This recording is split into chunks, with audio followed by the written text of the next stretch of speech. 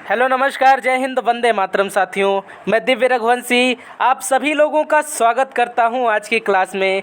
दोस्तों, आज आपका ये प्रैक्टिस सेट नंबर 14 है। इससे पहले के 13 प्रैक्टिस सेट अगर आप लोगों ने नहीं देखे हैं तो एक बार से ज़रूर देख लें।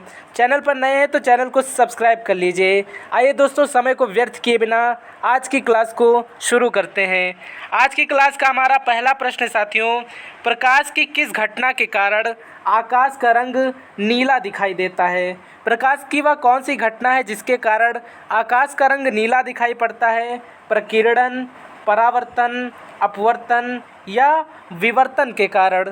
तो इसका सही उत्तर हो जाएगा साथियों ऑप्शन नंबर ए, प्रकीर्णन के कारण।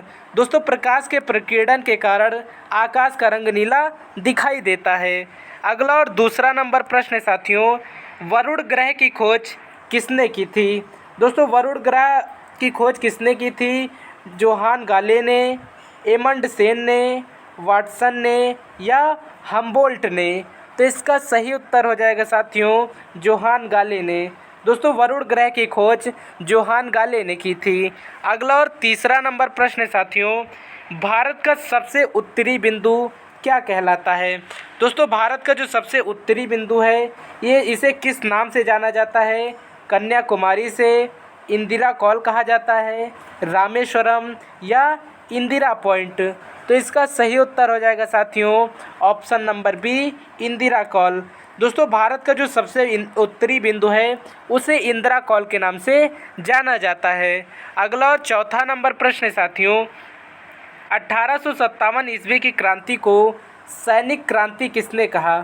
दोस्तों, 1857 की क्रांति को सैनिक क्रांति का नाम किसने दिया।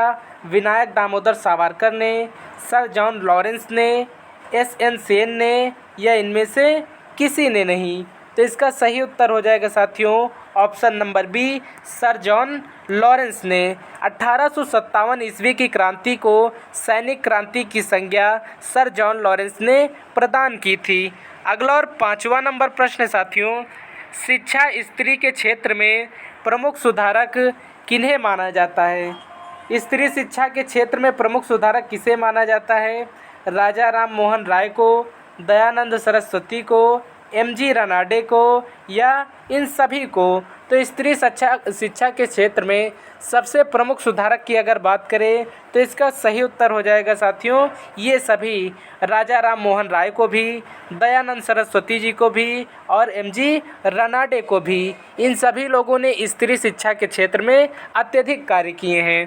ऑप्शन नंबर डी इसका सही उत्तर हो जाएगा साथियों। अगला और छठा नंबर प्रश्न है, भारतीय संविधान के अनुसार संघ की कार्यपालिकाई शक्तियाँ किसमें निहित होती हैं।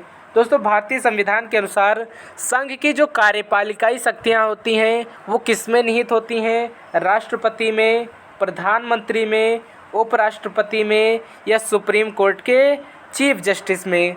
तो इसका सही उत्तर हो जाएगा साथियों ऑप्शन नंबर ए, राष्ट्रपति में। भारतीय संविधान के अनुसार संघ की जो कार्यपालिकाई शक्तियाँ होती हैं वो राष्ट्रपति में निहित होती हैं। अगला और सातवां नंबर प्रश्न है साथियों, अविश्वास प्रस्ताव किस सदन में लाया जा सकता है।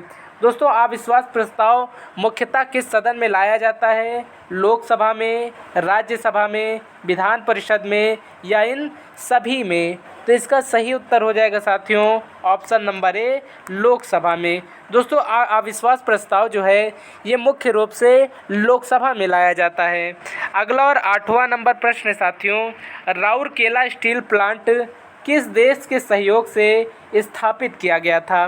दोस्तों, राउरकेला स्टील प्लांट जो प्राथमिक स्टील प्लांटों में से एक है। पूछा गया कि राउरकेला स्टील प्लांट किस देश के सहयोग से स्थापित किया गया था। महत्वपूर्ण प्रश्न है। रूस के देश से, जापान देश के सहयोग से, जर्मनी के सहयोग से या इंग्लैंड के सहयोग से। तो इसका सही उत्तर हो जाएगा साथियों ऑप्शन नंबर सी, जर्मनी के सहयोग से। जर्मनी देश के सहयोग से राउरकेला स्टील प्लांट की स्थापना भारत में की गई थी। अगला और 9वां नंबर प्रश्न है साथियों, पैगंबर मोहम्मद साहब के जन्म स्थान को किस रूप में जाना जाता है। पैगंबर मोहम्मद साहब जिन्हें इस्लाम धर्म का संस्थापक भी माना जाता है, इनका जन्म स्थान किस रूप में जाना जाता है। अजमेर शरीफ, मक्का, मदीना या इजराइल के रूप में। तो इसका सही उत्तर हो जाएगा साथियों ऑप्शन नंबर बी, मक्का के रूप में। दोस्तों पैगंबर मोहम्मद साहब के जन्म स्थान को मक्का के रूप में जाना जाता है। अगला और 10वां नंबर प्रश्न है, भारत में यूनेस्को द्वारा मान्यता प्राप्त जैवमंडल क्षेत्रों की संख्या कितनी है? यूनेस्को द्वारा मान्यता प्राप्त जैवमंडल क्षेत्रों की संख्या कितनी है? 9, 10, 12 या 7 है। तो इसका सही उत्तर हो जाएगा साथियों ऑप्शन नंबर बी, 10। दोस्तों भारत में यूनेस्को द्वारा मान्यता प्राप्त जो जैवमंडल क्षेत्र हैं वो कुल 10 हैं। अगला और 11वां नंबर प्रश्न है साथियों, चिपको आंदोलन का प्रारंभ किस राज्य में हुआ था? दोस्तों चिपको आंदोलन की अगर बात करें, पूछा गया कि इसका प्रारंभ किस राज्य से हुआ था? हिमाचल प्रदेश से, जम्मू कश्मीर से, मध्य प्रदेश से या देवभूमि उत्तराखंड से? इसका सही उत्तर हो जाएगा साथियों ऑप्शन नंबर डी, उत्तराखंड से। दोस्तों चिपको आंदोलन जो था ये उत्तराखंड राज्य से प्रारंभ हुआ था। ऑप्शन नंबर डी इसका सही उत्तर हो जाएगा। अगला और 12वां नंबर प्रश्न है साथियों, उदाहरण के द्वारा कौन सी विधि सिखाई जाती है? दोस्तों उदाहरण के माध्यम से कौन सी विधि सिखाई जाती है? आगमनात्मक विधि, व्याख्यान विधि, विश्लेषण विधि या बोध विधि? तो इसका सही उत्तर हो जाएगा साथियों ऑप्शन नंबर ए, आगमनात्मक विधि जो है ये उसे उदाहरण के द्वारा समझाया जाता है या उदाहरण के द्वारा इसे सिखाया जाता है। अगला और 13वां नंबर प्रश्न है साथियों क्लास का, किस मनोवैज्ञानिक ने यह बताया है कि सीखने हेतु कार्य को बार बार दोहराना आवश्यक होता है? दोस्तों किस मनोवैज्ञानिक का ये मानना है कि अगर कुछ सीखना है तो उसे बार बार करना आवश्यक होता है, उस कार्य को बार बार दोहराना आवश्यक होता है? स्किनर का कथन है, पावलाव का कथन है, थार्नडाइक का मानना था या स्टर्न का मानना था? तो इसका सही उत्तर हो जाएगा साथियों option number D, option number C, Thorndike का। दोस्तों थार्नडाइक का ये मानना था कि सीखने हैं तो कार्य को बार बार दोहराना आवश्यक होता है। अगला और 14 नंबर प्रश्न है साथियों, छात्रों के द्वारा स्वयं प्रयास करके सीखने को क्या कहा जाता है? बाह्य अधिगम, स्व अधिगम, तत्पर अधिगम या अधिगम स्थानांतरण? तो इसका सही उत्तर हो जाएगा साथियों ऑप्शन नंबर बी, स्व अधिगम। दोस्तों छात्रों के द्वारा स्वयं प्रयास करके सीखने को स्व अधिगम कहा जाता है। अगला और 15वां नंबर प्रश्न है साथियों, हंटर आयोग का गठन किस शिक्षा की समीक्षा हेतु किया गया था? दोस्तों हंटर आयोग का जो गठन किया गया था वो किस प्रकार की शिक्षा की समीक्षा हेतु किया गया था? प्राथमिक शिक्षा, विकलांग बालकों की शिक्षा, उच्चतर शिक्षा या इनमें से कोई नहीं? तो इसका सही उत्तर हो जाएगा साथियों ऑप्शन नंबर ए, प्राथमिक शिक्षा।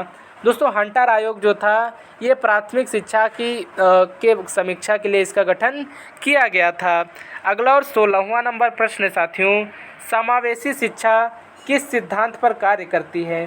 दोस्तों समावेशी शिक्षा जो होती है ये किस सिद्धांत पर कार्य करती है? समानता के, असमानता के, विषमता के या विकलांगता के? तो इसका सही उत्तर हो जाएगा साथियों ऑप्शन नंबर ए, समानता के आधार पर। दोस्तों समावेशी शिक्षा जो है या समावेशी शिक्षा का जो सिद्धांत है ये समानता के आधार पर कार्य करता है। अगला और 17वां नंबर प्रश्न है साथियों, किसने ब्रिटिश सरकार को प्राथमिक शिक्षा को अनिवार्य एवं निःशुल्क बनाने का सुझाव दिया था? दोस्तों महत्वपूर्ण प्रश्न है। गोपाल कृष्ण गोखले, वल्लभ भाई पटेल, डॉक्टर राजेंद्र प्रसाद या जे.बी. कृपलानी ने? तो इसका सही उत्तर हो जाएगा साथियों option number A, Gopal Krishna Gokhale ने।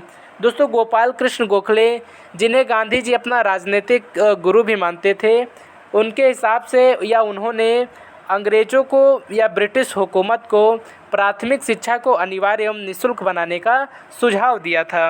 अगला और 18वां नंबर प्रश्न साथियों, छात्रों में मूल्यांकन का उद्देश्य क्या है? दोस्तों छात्रों में मूल्यांकन का उद्देश्य क्या होना चाहिए या क्या माना जाता है? योग्यता को परखना होता है, कुशलता को परखना होता है, अभिरुचियों को परखना होता है या इन सभी को परखना होता है? तो इसका सही उत्तर हो जाएगा साथियों ऑप्शन नंबर डी, ये सभी। योग्यता को भी, कुशलता को भी और अभिरुचियों को भी। अगला और 19वां नंबर प्रश्न है साथियों, आरंभिक पठन कौशल हेतु क्या आवश्यक है?